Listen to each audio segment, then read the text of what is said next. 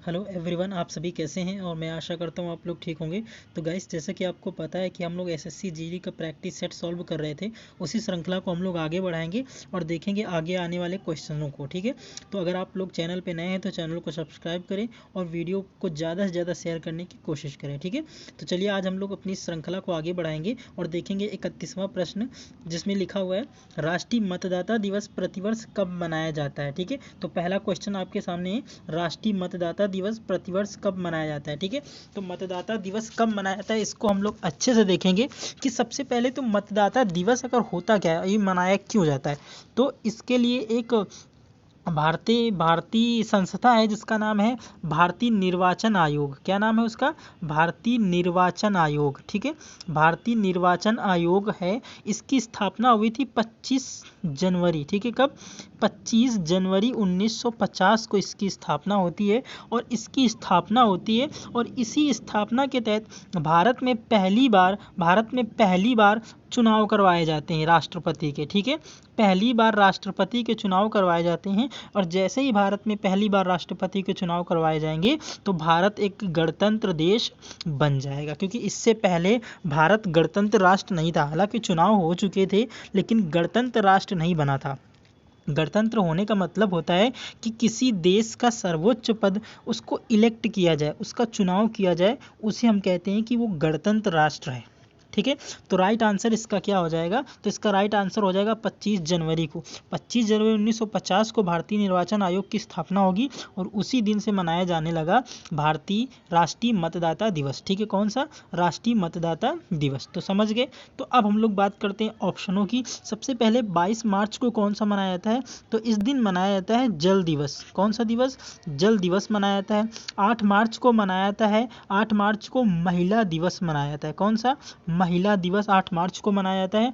जबकि 13 फरवरी को राष्ट्रीय महिला दिवस मनाया जाता है। ठीक है, राष्ट्रीय महिला दिवस। ये 8 मार्च जो है, 8 मार्च जो है इसमें विश्व महिला दिवस मनाया जाता है और 13 फरवरी को राष्ट्रीय महिला दिवस मनाया जाता है। ठीक है, राष्ट्रीय महिला दिवस का मतलब है कि इस दिन क्या हुआ था, इस दिन सरोजनी नायडू, नाम सुने होंगे आप लोग सरोजनी नायडू का। सरोजनी नायडू का इस दिन जन्म हुआ था, यानी कि 13 फरवरी को। ठीक है, 13 फरवरी को इसी दिन से भारत में मनाया जाने लगा राष्ट्रीय महिला दिवस। ठीक है, कौन सा दिवस? तो राष्ट्रीय महिला दिवस मनाया जाने लगा। ठीक है, सरोजनी नायडू उत्तर प्रदेश की पहली राज्यपाल थी। साथ ही उत्तर प्रदेश की पहली महिला राज्यपाल भी कौन हो जाएंगी? तो सरोजनी नायडू हो जाएंगे। अब आप लोगों से मेरा सवाल है कि आप लोग बताइए उत्तर प्रदेश के पहले मुख्यमंत्री कौन थे। ठीक है, उत्तर प्रदेश के पहले मुख्यमंत्री कौन थे? जल्दी जल्दी से कमेंट बॉक्स में टाइप कर दीजिए। ठीक है, तो चलिए बात करते हैं नेक्स्ट की। अब हम लोग बात करते हैं इसी चुनाव आयोग से संबंधित महत्वपूर्ण प्रश्नों को, जो एग्जाम के पॉइंट ऑफ व्यू से बहुत ही अच्छे होने वाले हैं, अच्छे लेवल के क्वेश्चन है और बहुत ही ज़्यादा पूछे जाने वाले क्वेश्चन है। ठीक है, तो पहला लिखा हुआ है, भारत के पहले मुख्य निर्वाचन आयुक्त कौन थे? तो भारत के पहले मुख्य निर्वाचन आयुक्त थे सुकुमार सेन। कौन थे? सुकुमार सेन। ठीक है, सुकुमार सेन जो है ये भारत के पहले मुख्य निर्वाचन आयुक्त थे। भारत की पहली महिला मुख्य निर्वाचन आयुक्त कौन थी, यानी कि मुख्य चुनाव आयुक्त कौन थी? तो बता दोगे यहाँ पे रमा देवी। ठीक है, रमा देवी जो थी वो भारत की पहली महिला मुख्य चुनाव आयुक्त थी। इसके बाद महिलाओं को मतदान का अधिकार देने वाला विश्व का पहला देश कौन था? तो महिलाओं को मतदान का अधिकार देने वाला पहला देश था न्यूजीलैंड। ठीक है, कौन सा था? न्यूजीलैंड। और न्यूजीलैंड ने क्रिकेट की टीम में महिला और पुरुषों को भी बराबर राशि देने वाला भी पहला देश बन गया है। इसके बाद मतदान की आयु को 21 वर्ष से घटाकर 18 वर्ष किस संविधान संशोधन के द्वारा किया गया? तो संविधान संशोधन हो जाएगा तुम्हारा 61वां संविधान संशोधन। 61वां संविधान संशोधन 1989 में, 61वां संविधान संशोधन था 1989 में किया गया था। और इस समय पीएम थे तुम्हारे राजीव गांधी। कौन थे? राजीव गांधी उस समय पीएम थे। और इन्हीं के कार्यकाल में 21 वर्ष से घटा के 18 वर्ष आयु कर दी गई मतदान की। ठीक है, तो पहला क्वेश्चन यहाँ से कंप्लीट होता है। तो गाइस, आपको पहला क्वेश्चन कैसा लगा है? आप लोग अगर अच्छा लग रहा है तो आप लोग लाइक करिए और वीडियो में आगे चलते हैं हम लोग। ठीक है, तो चलिए क्वेश्चन नंबर 32वां देखते हैं। 32वां क्वेश्चन आपसे क्या कह रहा है, आप लोग पहले तो पढ़िए इसको और फिर इसका जवाब देने की कोशिश करिए। ठीक है, देखिए क्या लिखा हुआ है। कुक जल संधि निम्नलिखित में से किसको अलग करती है? ठीक है, कुक जल संधि। ठीक है, तो यहाँ पे कुक जल संधि के बारे में पूछ रहा है, तो आप लोग बताइए जल्दी से, कुक जल संधि एक्चुअली में किन दो देशों को अलग करती है? या फिर दो देश हो जाएंगे या फिर एक ही देश हो जाएगा, वो डिपेंड करता है कि सवाल कैसा है। ठीक है, तो कुक जल संधि निम्नलिखित में से किसको अलग करती है? सबसे पहला ऑप्शन है उत्तर कोरिया दक्षिण कोरिया, दूसरा है जर्मनी व फ्रांस, तीसरा है भारत व श्रीलंका, और चौथा है उत्तरी न्यूजीलैंड व दक्षिणी न्यूजीलैंड। आप लोग कमेंट बॉक्स में इसका आंसर दीजिए, तब तक मैं ऑप्शन को पोस्टमार्टम कर देता हूँ मैं। देखिए, उत्तर कोरिया और दक्षिण कोरिया को अलग करती है 38 डिग्री पैरेलल रेखा। कितनी? 38 डिग्री पैरेलल रेखा जो है वो उत्तरी कोरिया को दक्षिणी कोरिया से अलग करेगी। इसके बाद भारत और श्रीलंका को पाक जल संधि, ठीक है, पाक जल संधि, और दूसरी मन्नार की खाड़ी। ठीक है, कौन सी? मन्नार की खाड़ी। मन्नार की खाड़ी किसको किसको अलग करेगी? तो भारत और श्रीलंका को, और दूसरी पाक जल संधि भी किसको किसको? भारत और श्रीलंका को अलग करेगी। ठीक है, अब बात करते हैं उत्तरी न्यूजीलैंड और दक्षिणी न्यूजीलैंड को कौन सी जल संधि अलग करेगी? तो इसको बोलते हैं कुक जल संधि। कौन सी? कुक जल संधि जो है वो उत्तरी न्यूजीलैंड और दक्षिणी न्यूजीलैंड को अलग करेगी।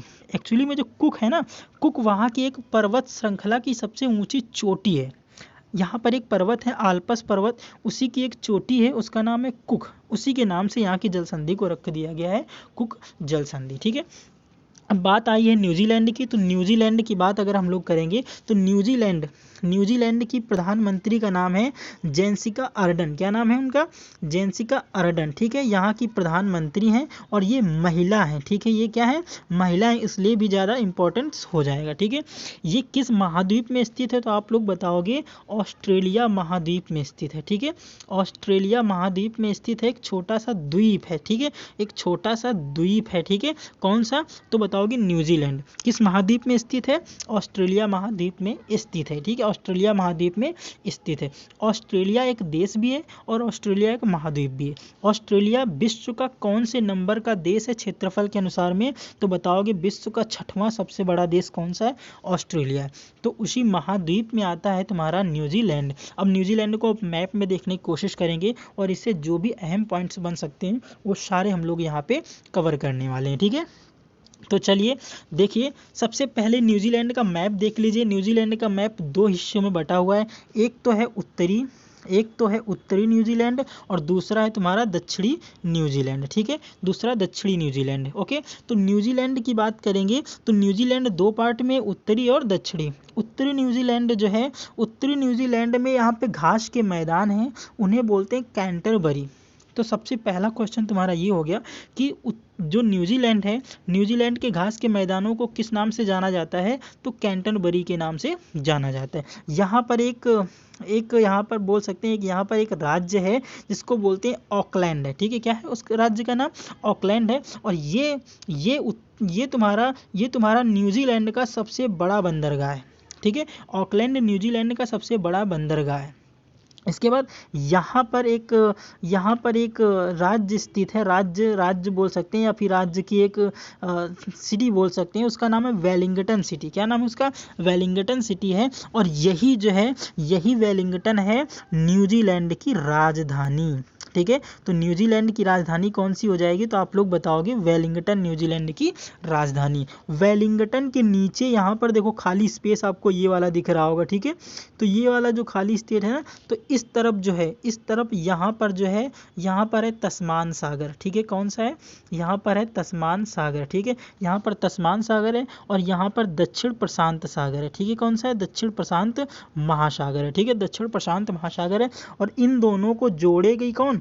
तो ये जोड़ेगी तुम्हारी कुक जल संधि। और उत्तरी न्यूजीलैंड और दक्षिणी न्यूजीलैंड को अलग कौन करेगी? तो कुक जल संधि अलग करेगी। ठीक है, यहाँ से लेके यहाँ तक एक पर्वत है जिसका नाम है आल्पस पर्वत। क्या नाम है? आल्पस पर्वत है। और ये न्यूजीलैंड का सबसे बड़ा पर्वत है। ठीक है, सबसे लंबा पर्वत कौन सा है? आल्पस पर्वत है। और यहीं पर एक चोटी जिसका नाम है माउंट कुक। ठीक है, माउंट कुक नाम है। इसके बाद ये देख रहे हैं आप, ये है स्टीवर्ट द्वीप। क्या है? स्टीवर्ट द्वीप है। और यहीं से एक जल संधि है, इसका नाम है फोवेक्स जल संधि। ठीक है, क्या है, फॉवेक्स जल संधि। तो यहाँ से जितने क्वेश्चन मैप से बन सकते थे मैंने मैप के सारे क्वेश्चन करवा दिए। एक बार फिर से देख लेते हैं। न्यूजीलैंड की राजधानी क्या है, वेलिंगटन है। न्यूजीलैंड का सबसे बड़ा बंदरगाह कौन सा है, तो ऑकलैंड है। न्यूजीलैंड के घास के मैदानों को किस नाम से जानते हैं, तो कैंटनबरी के नाम से जानते हैं। न्यूजीलैंड में पर्वत कौन सा है, तो आल्प्स पर्वत है। उसकी ऊंची चोटी कौन सी है, माउंट कुक है। ठीक है, और न्यूजीलैंड की राजधानी क्या है, तो वेलिंगटन राजधानी। ठीक है, न्यूजीलैंड को, उत्तरी न्यूजीलैंड व दक्षिण न्यूजीलैंड को अलग कौन करता है, तो बताओगे कुक जल संधि अलग करती है। ठीक है, तो कैसा लगा क्वेश्चन दूसरा। ठीक है, अब हम लोग बात करते हैं क्वेश्चन नंबर 33वें की। अब देखिए, थार का मरुस्थल किन दो देशों में स्थित है। ठीक है, पहले तो क्वेश्चन को पढ़ लीजिए, थार का मरुस्थल किन दो देशों में स्थित है। ठीक है, ये थार का मरुस्थल है ना, इसे ग्रेट इंडियन डेजर्ट के नाम से भी जाना जाता है। ठीक है, ग्रेट इंडियन डेजर्ट के नाम से भी जाना जाता है। ठीक है, ग्रेट इंडियन डेजर्ट के नाम से भी जाना जाता है। और ये भारत व पाकिस्तान दो देशों में स्थित है। कहाँ पर, भारत और पाकिस्तान दो देशों में स्थित है।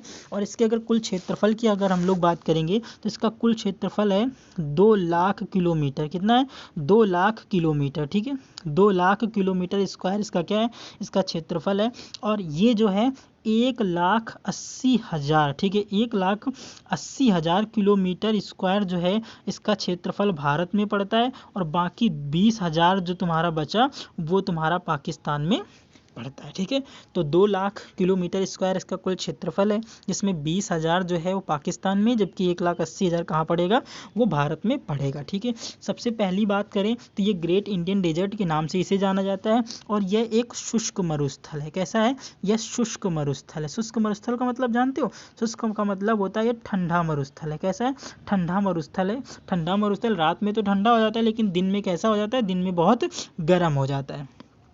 ठीक है, अब हम लोग बात करेंगे इसके एक्सप्लेन की। भारत के राजस्थान में, पाकिस्तान में विस्तृत यह मरुस्थल भारत का सबसे बड़ा मरुस्थल है। बात कर दी मैंने यहाँ पे। यहाँ प्राकृतिक गैस व पेट्रोलियम के निक्षेप मौजूद हैं। यह शुष्क मरुस्थल है। विश्व का सर्वाधिक जनसंख्या वाला मरुस्थल यही थार का मरुस्थल है। इसे ग्रेट इंडियन डेजर्ट के नाम से भी जाना जाता है। ठीक है, तो चलिए क्वेश्चन नंबर नेक्स्ट की बात करेंगे हम लोग। कैसे क्वेश्चन लग रहे हैं आप लोग बताते चलिएगा। ठीक है, थम करते चलिएगा। जितने व्यूज़ आने चाहिए उतने ही लाइक होने चाहिएगा, प्लीज़ प्लीज़। देखिए 34वां क्वेश्चन क्या लिखा हुआ है, भारत में हिमालय की सबसे ऊंची चोटी कौन सी है। ठीक है, अब देखो यहाँ पर कंफ्यूजन बड़ा होने वाला है आप लोगों को। ठीक है, क्योंकि भारत में हिमालय की सबसे ऊंची चोटी कौन सी है, और आप लोग सबसे पहले तो क्वेश्चन को पढ़ोगे नहीं और ऐसे ही सीधा ऑप्शन देख के इसमें आप लोग टिक करने वाले हो, मुझे पता है ना, क्योंकि मैं यही करता था। ठीक है, मैं यही करता था, वैसे भी आप लोग ही करने वाले हो। ठीक है, तो आप लोग उस गलती से बचो जो मैंने गलती की है, वो आपको गलती नहीं दोहरानी है। और इसको सीधा सा आप पढ़ना है पहले, सबसे पहले कि भारत में हिमालय, ठीक है, जैसे ही हिमालय शब्द आ जाए ना तो वैसे रुक जाइए। मैं एक बार मैप बना के यहाँ से मैं आपको बता दूँ। ठीक है, ये तुम्हारा जो कश्मीर वाला इलाका है, ठीक है, कश्मीर वाला इलाका मैंने वहाँ का मैप बनाया। और सबसे पहले यहाँ पर जो है, यहाँ पर ट्रांस हिमालय, ठीक है, ट्रांस हिमालय, ठीक है, ट्रांस हिमालय हिमालय से भी बहुत पहले बना था। यानी हिमालय तो ट्रांस हिमालय के बाद में बना है, ठीक, लेकिन जो ट्रांस हिमालय, ठीक है, ट्रांस हिमालय वो बहुत ही पहले था। इसके बाद ट्रांस हिमालय की तीन तीन तीन भाग हैं। कितने भाग हैं ट्रांस हिमालय के, 3 भाग हैं। ठीक है, सबसे पहले को क्या बोलते हैं, सबसे पहले को बोलते हैं काराकोरम। क्या बोलते हैं इसको, काराकोरम बोलते हैं पहले को। ठीक है, पहले को काराकोरम बोलेंगे। दूसरे को क्या बोलेंगे, तो दूसरे को बोलेंगे लद्दाख। क्या बोलेंगे, लद्दाख। और तीसरे को क्या बोलेंगे, तो तीसरे को बोलेंगे जास्कर। क्या बोलेंगे, तीसरे को बोलेंगे जास्कर। तो ट्रांस हिमालय के 3 पार्ट कौन कौन से, काराकोरम, लद्दाख और जास्कर। और दूसरा इसके बाद यहाँ पे आएगा तुम्हारा हिमालय। ठीक है, हिमालय के भी 3 part, great Himalaya, middle Himalaya और लोअर हिमालय। ठीक है, तो जो हिमालय है ना, ये हिमालय इस वाले पार्ट की हमसे पूछ रहा है कि इस वाले पार्ट की सबसे ऊंची चोटी कौन सी है। ऑप्शन में जो दे रखा है उसे आपको टिक करना है, लेकिन यहाँ भारत भी रखा हुआ है।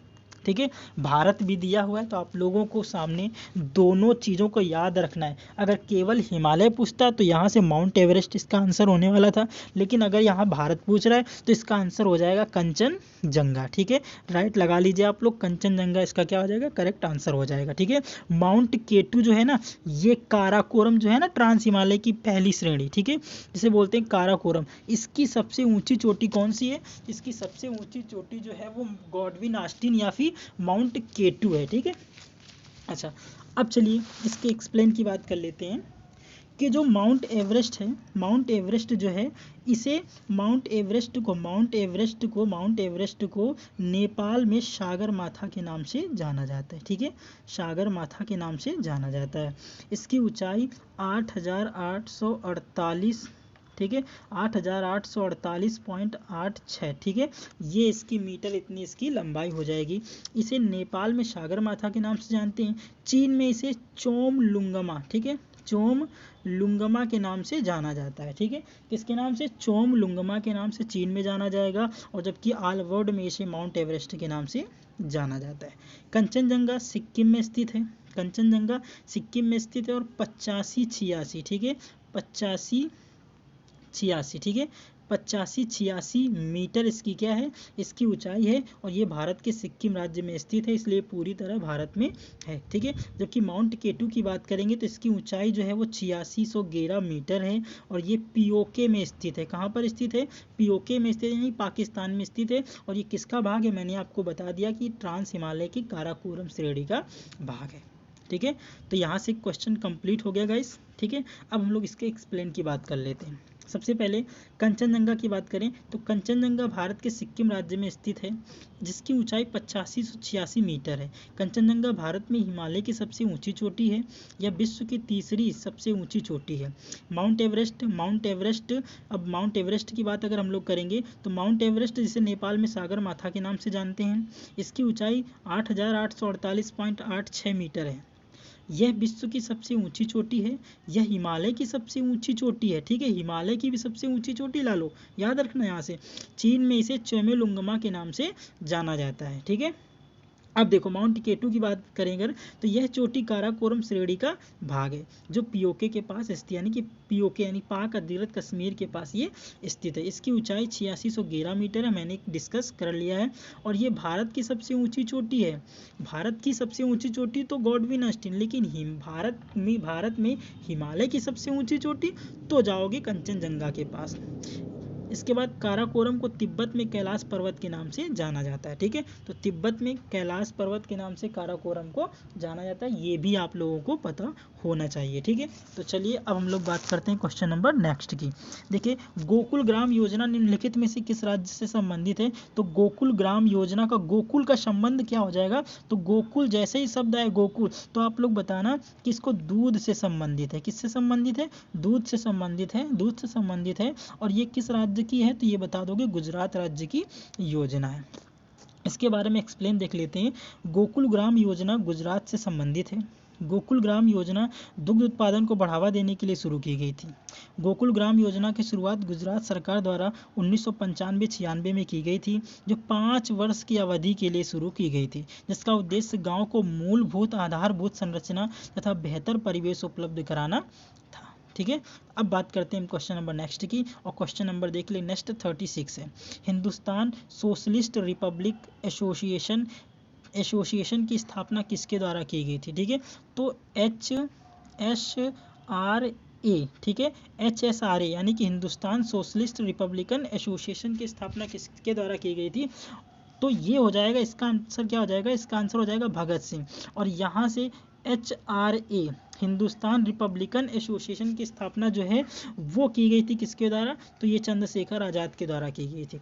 तो अगर इसमें एस लगा दोगे तो वो किसके द्वारा? भगत सिंह के द्वारा, और अगर एस को हटा दोगे तो चंद्रशेखर आज़ाद के द्वारा। ठीक है, इसकी स्थापना कानपुर से की जाती है, जबकि इसकी स्थापना दिल्ली के फिरोज शाह कोटला से की जाती है। ठीक है, दिल्ली का फिरोज शाह कोटला एक क्रिकेट स्टेडियम है जो दिल्ली में स्थित है, वहीं से HSRA की स्थापना की जाती है, जबकि HRA की स्थापना की जाती है कानपुर से। ठीक है, कानपुर से चंद्रशेखर आज़ाद करेंगे, और इसी के द्वारा लखनऊ जो ट्रेन डकैती हुई थी उसको अंजाम दिया गया था, इसी संस्था के द्वारा। ठीक है, तो इसकी स्थापना कौन करेगा? तो चंद्रशेखर आज़ाद करेंगे HRA की स्थापना, जबकि HSRA की स्थापना यानी कि हिंदुस्तान सोशलिस्ट रिपब्लिकन एसोसिएशन की स्थापना कौन करेगा? तो भगत सिंह इसका राइट आंसर हो जाएगा। ठीक है, तो चलते हैं इसके एक्सप्लेन के बारे में देखते हैं। हिंदुस्तान सोशलिस्ट रिपब्लिकन एसोसिएशन की स्थापना 1928 में भगत सिंह ने दिल्ली के फिरोज शाह कोटला मैदान में की थी। 1924 में चंद्रशेखर आज़ाद एवं सज्जन सान्याल के द्वारा कानपुर में हिंदुस्तान रिपब्लिकन एसोसिएशन की स्थापना की गई थी। इसी संगठन ने 1925 में काकोरी रेल डकैती को सफलतापूर्वक अंजाम दिया। वीर सावरकर के द्वारा 1904 में अभिनव भारत नामक एक गुप्त क्रांतिकारी संगठन की स्थापना की गई थी। उधम सिंह ने 1940 में जो जलियांवाला बाग हत्याकांड का जो दोषी था उसको कहाँ मारा था जाके, उसको लंदन में गोली मारकर हत्या कर दी थी और इसके बाद 1940 में इन्हें वहीं पर फांसी की सजा दे दी गई थी। ठीक है, अच्छा आप लोग ये बताइएगा कि जो वीर सावरकर हैं, क्या ये चिड़िया के पंख में बैठ करके सेलुलर जेल से निकल के पूरे भारत का भ्रमण करते थे? ये बात सत्य है क्या? ऐसा हो सकता है क्या? ऐसा हो सकता है? आप लोग बताइए। नहीं ना, लेकिन कर्नाटक में एक बुक है, उसको पब्लिश किया गया, सरकारी बुक थी। ठीक है, सरकार के द्वारा उसको पब्लिक कराया गया और उसमें ये मनगढ़ंत कहानी इसमें जोड़ी गई। तो आप बच्चों के मन में क्या डालना चाहते हैं? बच्चों के मन में क्या डालना चाहते हैं कि वीर सावरकर कोई भगवान थे या वीर सावरकर कोई ऐसी आत्मा प्रवेश कर गई थी कि वो इतने छोटे हो जाते थे कि चिड़िया के पंख में बैठ जाते थे, और जब वहाँ कोई खिड़की नहीं थी, वहाँ सिर्फ एक चिड़िया आने की जगह नहीं थी, तो वहाँ से चिड़िया आती कैसे? और चिड़िया आ भी जाती तो तुम इतने बड़े घोड़े जैसे थे, उसमें बैठ के निकल कैसे गए? ठीक है, तो ये सरकार की बस नाकामयाबी है और कुछ नहीं। अब क्या कह सकते हैं, सरकार को ऐसे पता नहीं ऐसे विडंबना भरी चीज़ों को शामिल करने की क्या ज़रूरत थी जिससे लोगों के मनों में सवाल उठे और एक विवाद का कारण बने। इसके बाद देखिए, नेहरू राष्ट्रभक्त हैं जबकि जिन्ना राजनीतिज्ञ हैं, किसका कथन है? ठीक है, ये जिन्ना वही है, यानी कि मोहम्मद अली जिन्ना। ठीक है, मोहम्मद अली जिन्ना की बात कर रहा है कि किसने कहा था कि जो पंडित जवाहरलाल नेहरू एक देशभक्त हैं, यानी कि राष्ट्रभक्त हैं, जबकि मोहम्मद अली जिन्ना जो है वो सिर्फ राजनीतिज्ञ हैं। राजनीति के कारण वो देश का बंटवारा भी करवा सकते हैं और हुआ भी ऐसा, करा दिया मोहम्मद अली जिन्ना ने बंटवारा। एक ही रट लगाया था कि हमें पाकिस्तान चाहिए, पाकिस्तान चाहिए, और पाकिस्तान हो गया तो भीख मांग रहा है पाकिस्तान। अब क्या करोगे? देश में शामिल होते तो इतने सारे रिसोर्सेस जो हम लोगों को वहाँ से मिल जाते, ईरान वगैरह इराक वगैरह से 10 रुपये 15 रुपये में पेट्रोल बिकने वाला था भारत में, तुम भी खरीदो उतने ही में, हम भी खरीदें उतने में, क्या मिला दोनों को? लेकिन क्या बताएं अब, इसके ऑप्शन देख लीजिए आप लोग। सरदार पटेल इसका आंसर हो जाएगा कि एक मोहम्मद इकबाल हो जाएगा, कि महात्मा गांधी हो जाएगा, कि मौलाना अबुल कलाम आज़ाद हो जाएगा। ठीक है, तो इसका राइट आंसर हो जाएगा मौलाना अबुल कलाम आज़ाद। इनकी एक पुस्तक है जिसका नाम है इंडिया विंस फ्रीडम। क्या नाम है इसका? India wins freedom. India wins freedom में इन्होंने इस बात का जिक्र किया है कि नेहरू एक राष्ट्रभक्त हैं जबकि जिन्ना एक राजनीतिज्ञ हैं।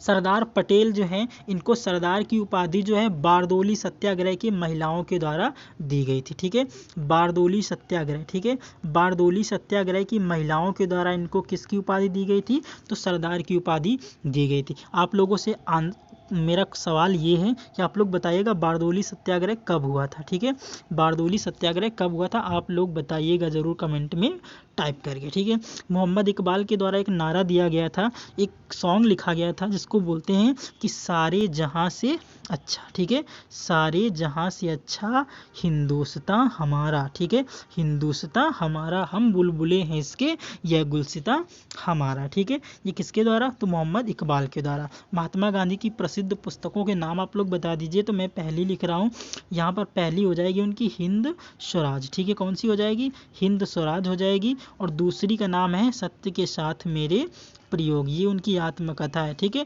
आत्मकथा यानी कि बायोग्राफी उनकी कौन सी है? ठीक है, तो बता दोगे हिंद स्वराज और सत्य के साथ मेरे प्रयोग। सत्य के साथ मेरे प्रयोग जो है ये उनकी ऑटोबायोग्राफी जो उनके खुद के द्वारा लिखी गई थी।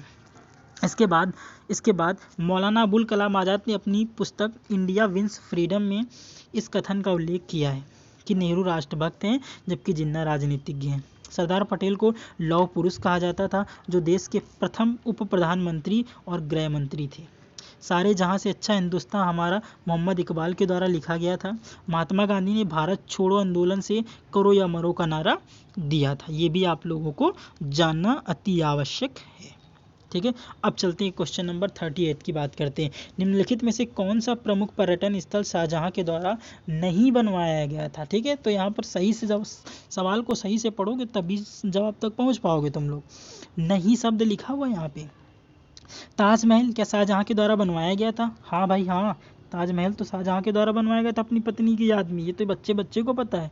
दूसरा शीश महल, ये कहाँ है? तो ये भी बनाया गया था शाहजहां के द्वारा। ये कहाँ पर है? तो आगरा का फोर्ट देखे हो तुम लोग, आगरा के फोर्ट में ही शीश महल स्थित है। कहाँ? आगरा के फोर्ट में।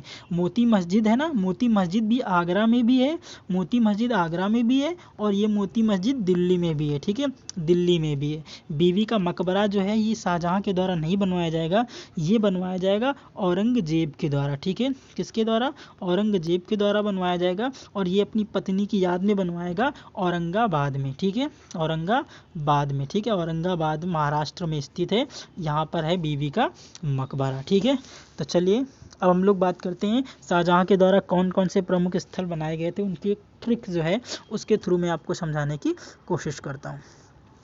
ताजमहल चीनी की तरह सफ़ेद और शीशे मोती की तरह चमकता है, इसीलिए तो खास है और सबको दीवाना करता है। अब देखना, ताजमहल तो सबको पता है, ताजमहल एक याद कर लेना, ताजमहल, बाकी सब अपने आप से हो जाएंगे। ताजमहल कैसा है? सफ़ेद है ना, तो ताजमहल चीनी की तरह सफ़ेद है, तो चीनी का मतलब हो जाएगा चीनी रोजा। ठीक है, क्या हो जाएगा? चीनी रोजा। चीनी रोजा कहाँ स्थित है? तो ये भी बताओगे, आगरा में स्थित है। कहाँ पर स्थित है? आगरा में स्थित है। इसे किसने बनवाया? इसे भी शाहजहां के द्वारा बनवाया जाएगा। शीशे का मतलब शीश महल। ठीक है, शीशे का मतलब हो जाएगा शीश महल। ठीक है, शीश महल कहाँ स्थित है? तो ये भी आगरा में स्थित है। ठीक है, ये भी आगरा में स्थित है। इसके बाद मोती की तरह चमकता है, यानी कि मोती मस्जिद। ठीक है, कौन सी हो जाएगी? मोती मस्जिद। मोती मस्जिद। ठीक है, मोती मस्जिद को किसने बनवाया? तो ये भी कौन बनवाएगा? शाहजहां बनवाएगा। और ये भी कहाँ स्थित है? ये भी आगरा में स्थित है, फोर्ट के जस्ट बगल में। ठीक है, फोर्ट के जस्ट बगल में स्थित है मोती मस्जिद। खास का मतलब वो है खास महल। ठीक है, खास महल। खास महल भी कहाँ स्थित है? ये भी आगरा में स्थित है, और इसको भी शाहजहां बनवाएगा। ठीक है, इसके बाद दीवाना यानी कि दीवाने खास। ठीक है, कौन सा? दीवाने खास। ठीक है, दीवाने खास और दीवाने आम, ये दोनों के दोनों कहाँ स्थित हैं? दोनों के दोनों आगरा फोर्ट के अंदर स्थित हैं, और ये भी कौन बनवाएगा? तो ये भी शाहजहां बनवाएगा। ठीक है, तो मैंने ट्रिक के सारे आपको सारे के सारे वो याद करवा दिए जो याद करना बड़ा मुश्किल था, और जिनको याद करने में बहुत ही आफत आती है। तो वैसे क्वेश्चनों को हमने ट्रिक के साथ याद करवा दिया, शाहजहां के द्वारा बनाए गए प्रमुख पर्यटन स्थलों को। ठीक है, तो अब बात करते हैं प्रश्न नंबर 39 की। त्रिपुरी संकट की समाप्ति के बाद कांग्रेस का अध्यक्ष किसे बनाया गया? देखो, त्रिपुरी संकट एक्चुअली में कहानी क्या थी कि 1938 का जो कांग्रेस का अधिवेशन था उसको आयोजित किया गया हरिपुरा में। कहाँ पर? हरिपुरा में उसको आयोजित किया गया। इसका अध्यक्ष चुना जाता है सुभाष चंद्र बोस को। ठीक है, किसको? सुभाष चंद्र बोस को चुना जाता है। ठीक है, सब कुछ सही हो जाता है। तो 1939 में लोग कहते हैं कि फिर से भैया सुभाष चंद्र बोस को चुन लो। ठीक है, फिर सुभाष चंद्र बोस को कांग्रेस का अध्यक्ष चुन लो। बात होती है, लेकिन महात्मा गांधी इसके खिलाफ हो जाते हैं। महात्मा गांधी कहते हैं नहीं भाई, इनको नहीं चुनना चाहिए, लेकिन ज़्यादा लोग पक्ष में थे सुभाष चंद्र बोस के, तो सुभाष चंद्र बोस को चुन लिया जाता है। लेकिन महात्मा गांधी कहते हैं देखो, अब की बार ऐसे नहीं चुना जाएगा, अब की बार इसके लिए क्या होगा? इसके लिए इलेक्शन होगा। कांग्रेस के पद के लिए क्या होगा? इलेक्शन होगा, और इलेक्शन हुआ। ठीक है, तो महात्मा गांधी ने अपनी तरफ से पंडित जवाहरलाल नेहरू को खड़ा किया। ये पंडित जवाहरलाल नेहरू, लेकिन पंडित जवाहरलाल नेहरू ने कहा भैया हम सुभाष चंद्र बोस के सामने नहीं खड़ा हो पाएंगे। ठीक है, उसके सामने जो भी खड़ा होगा वो वैसे भी हार जाएगा पहले ही। तो पंडित जवाहरलाल नेहरू ने मना कर दिया। इसके बाद क्या हुआ? इसके बाद तुम्हारे डॉक्टर राजेंद्र प्रसाद को खड़ा किया, तो डॉक्टर राजेंद्र प्रसाद ने कहा भैया हम भी नहीं लड़ेंगे, हम भी नहीं लड़ेंगे। ठीक है, हम भी नहीं लड़ेंगे। और फिर इसके बाद पटाभी सीतारमैया को महात्मा गांधी मना लेते हैं, और पटाभी सीतारमैया क्या करते हैं? लड़ते हैं। लेकिन हुआ क्या? वही जो मंजूर खुदा होना था। पटाभी सीतारमैया हार जाते हैं चुनाव में, और सुभाष चंद्र क्या हो जाते हैं? चुनाव में जीत जाते हैं। ठीक है, तो अध्यक्ष 1939 का बना दिया गया किसे? फिर सुभाष चंद्र बोस को। लेकिन कांग्रेस की जो कमेटी थी, कांग्रेस की कमेटी में विवाद हो गया, इसलिए सुभाष चंद्र बोस ने क्या कर दिया? सुभाष चंद्र बोस ने इस्तीफा दे दिया। और ये जो 1939 वाला जो था ना, ये हुआ था त्रिपुरी में। कहाँ पर? त्रिपुरी मध्य प्रदेश में एक छोटा सा कस्बा स्थित है मध्य प्रदेश में। आप लोग ये ना कहना कि त्रिपुरा लिख रहे थे और त्रिपुरी लिख गया, नहीं, त्रिपुरी है यहाँ पे। तो त्रिपुरी मध्य प्रदेश में स्थित है, जहाँ पर 1939 का कांग्रेस का अधिवेशन हुआ था। इसके बाद सुभाष चंद्र बोस इस्तीफा दे देंगे और डॉक्टर राजेंद्र प्रसाद को इसमें चुना जाएगा और इसी घटना को कहते हैं त्रिपुरी संकट। तो त्रिपुरी संकट समझ में आ गया। तो त्रिपुरी संकट में समाप्ति के बाद कांग्रेस का अध्यक्ष किसे चुना गया? तो डॉक्टर राजेंद्र प्रसाद को, यानी कि सी ऑप्शन नंबर क्या हो जाएगा? करेक्ट हो जाएगा। और यही क्वेश्चन यूपी ट्रिपल एससी पेट 2022 में पूछा गया था। ठीक है, तो चलते हैं इसके बाद इसके एक्सप्लेन को देख लेते हैं। त्रिपुरी संकट के बाद कांग्रेस का अध्यक्ष डॉक्टर राजेंद्र प्रसाद को चुना गया।